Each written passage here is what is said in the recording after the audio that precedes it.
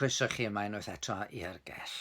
Dwi'n falch iawn o gael eich cwmni chi yma ar yr ail ar hugen o Orffennaf. Un o'r pethau sy'n yn gwahanu ni oddi wrth greaduriaid eraill ydy yn ymwybyddiaeth ni o amser ynde.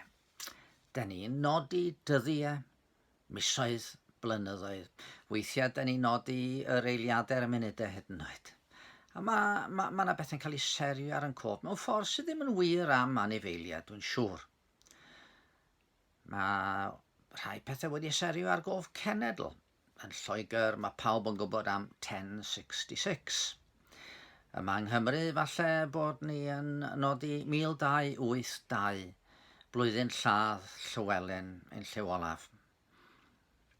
Weithiau mae cof yn gallu ymledu dros gyfandiroedd. Megis y cofio fi am ganmlwyddiant dechrau a diweddu y rhyfel mawr yn ystod y degawd diwethaf yma. Ac yn fwy diweddar mae 9/11 wedi dod yn ymadrodd. Mae pawb yn gwybod at be mae'n gyfeirio. Mae'n cyfeirio at y digwyddiadau terfysgol ofnadwy hynny yn yr Unol Daleithiau. Ond wrth gwrs mae yna resymau cadarnhaol dros gofio dyddiadau. Mae Americanwyr yn cofio Gorffennaf y Pedwerydd fel y diwrnod i hannibyniaeth. Ac wrth gwrs, mae yna resymau mwy personol dros gofio dyddiadau. By'r ail ar hugen Orffennaf yn cael ei nodi yn ein teulu ni. Am mai dyna ddiwrnod ym mhenblwydd i. 65 o flynyddoedd yn ôl i heddiw, fe nes i fy ymddangosiad cyntaf yn uned famolaeth Aberystwyth. Ac wrth gwrs, pan o'n i'n blentyn, oedd na hen edrych ymlaen at y penblwydd, at y parti fydde, ffrindiau'n dod draw ar anrhegion. Wrth i mi fynd yn hun, tydi'r sbri ddim cymaint ag eleni efo cyfyngiadau Covid-19, fydd na ddim mynd allan am bryd o fwyd efo'r teulu. Mi fydd yn ddiwrnod digon tawel, mae'n siŵr. Rwan, y cwestiwn eisiau holi ydy pam yn bod ni'n cofio dyddiau fel hyn? Be di'r rheswm bod ni yn nodi'r blynyddoedd yn mynd heibio? A rhan o'r rheswm dwi'n siŵr ydy yn bod ni'n ymwybodol bod yn dyddiau ni wedi rhifo. Nid trio bod yn morbid ydw i. Dwi'n llawen iawn heddiw i ddweud y gwir. Ond chi'n gweld, i'r brenin William gael conquest fawr yn 1066. Dio ddim o gwmpas o'r wan i fwynhau i conquest. Mae o wedi hen ddiflannu ers milenia mewn gwirionedd.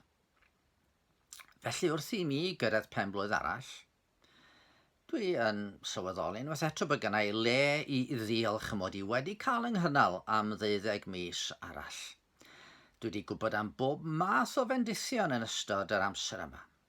Ac o wybod sut fyd den ni'n byw yn ddyfar pethau sy'n gallu digwydd, mae yna le amlwg i ddiolchgarwch ar ddiwrnod fel heddiw.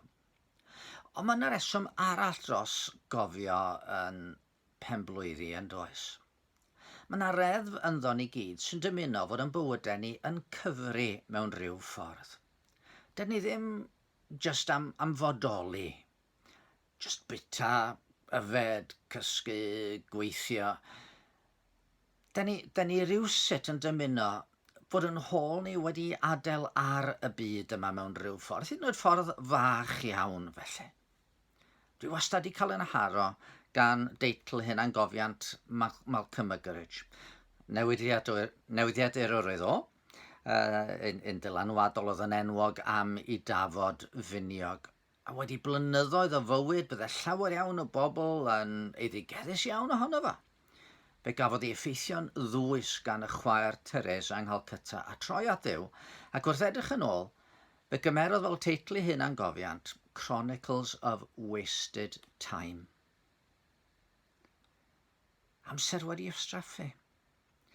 Ar y llaw arall, pan da ni'n darllen yr hyn ddydodd yr Apostol Paul am y brenin Dafydd mewn pregaeth un tro. Dafydd wedi ddo yn ei genhedlaeth ei hun wasanaethu ewyllus Duw, fe hunodd ef ac fe rhoddwyd i orffwys gyda'i dadau. Dyna chi ddisgrifiad o fywyd efo pwrpas.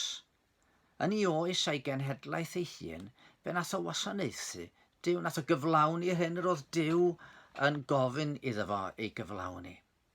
Nid fod Dafydd yn berffaith na, bell bell o hynny mewn gwirionedd pan ydych chi'n gwybod am ei fywyd o. Ond oedd o wedi gosod i ôl ar ei genhedlaeth ei hun trwy wneud beth Duw am iddo wneud. Efallai bai ond wedi ysgrifennu'r drydedd Salm ar hugain, fydden ni'n gwybod hefyd bod wedi gosod i ôl ar genedlaethau i ddod hefyd wedi iddo farw. Felly mae heddiw yn ddiwrnod, nid yn unig i mi edrych yn ôl yn ddiolchgar. Ond hefyd, dwi'n edrych yn ôl i weld a fi sy'n gwasanaethu Duw yn yng nghenhedlaeth i fy hun. Mae'r hen gyfeithiadau yn ei osod ychydig yn wahanol. Wedi iddo wasanaethu ei genhedlaeth ei hun trwy ewyllys Duw. Ac i ryw raddau mae'r ddau'n wir yn dydy. Wrth wasanaethu Duw yn fy nghenhedlaeth fy hun, dwi hefyd yn gwasanaethu fy nghenhedlaeth fy hun trwy ewyllys a chymorth Duw. Ac wrth i mi edrych yn ôl, mae gan ei ofn i mi fethu dro ar ôl tro. Amherffaith iawn fydd fy ngwasanaeth. Fe ddylwn i fod wedi gwneud yn well. Ond mae yna gyfle heddiw i edrych ymlaen a gofyn am i'r blynyddoedd sydd i ddod, os bydd yr arglwydd yn ei rhoi i mi, bydd y blynyddoedd sydd i ddod yn rai llecau eto i wasanaethu fo. Fel bod mwy o bobl yn profi gras Duw, oherwydd y ffordd dwi eisiau i wasanaethu fo ydy pwyntio cymaint o bobl ag sydd bosib at yr arglwydd Iesu Grist. Dangos fel y mae o yn waredwr mor addas, yn un cadarn a thirion, yr union waredwr rydych chi a phob un arall i angen. A chi eisiau cael pobl i ymddiried yn dda. Dyna'r gwasanaeth dwi eisiau ei gyflawni. Heddiw, dwi'n gwybod bod llai o flynyddoedd omlaen i nag sydd o'm tu ôl i yn y byd yma. Di hynny ddim yn ymwneud i'n ddigalon, yn wir. Mae'n edrych ymlaen yn fawr at gael cyfarfod fy ngwaredwr wyneb yn wyneb a'i fwynhau yn dra gywydd.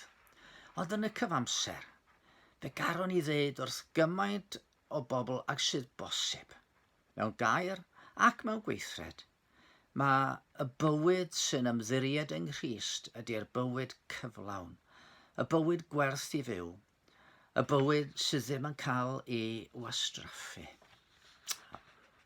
Felly, os ydych chi'n gweddio rostau, gweddiwch y byddai'n cael bod yn ffyddlon i Dduw a chael pwyntio llawer o bobl ato fo. Adwch chi'n ei weddio. Arglwydd yn Duw, da ni'n ymwybodol fod dyddiau, misoedd a blynyddoedd yn mynd heibio, yn brysio heibio yn wir. A da ni'n diolch am y ffordd ar wyt ti'n cynnal ni a'n cadw ni trwy gymaint o wahanol bethau. Diolch am y cynnal sydd arno ni rwan trwy argyfwng mawr Covid-19. Ond o arglwydd, da ni hefyd yn diolch dy fod ti trwy dy ras wedi'n caru ni yn yr arglwydd Iesu Grist, a bod modd i ni wasanaethu yn cenhedlaeth yn hunain, a hynny trwy dy wasanaethu di a phwyntio pobl at yr arglwydd Iesu. Os gweli di fod yn dda heddiw, a gawn ni wneud hynny. Os gweli di fod yn dda heddiw, os yna rhywun yn gwylio'r fideo bach hwn, sydd heb eto brofi dy ras yn Iesu, arglwydd di agor i calonau nhw, fel bod nhw'n profi bywyd, fel bod nhw'n profi trigaredd, fel bod nhw'n profi dy faddeuant di. Amen. Wel, dwi'n disgwyl rhai o'r teulu draw mewn ychydig, felly well i mi fynd dan eich bendith.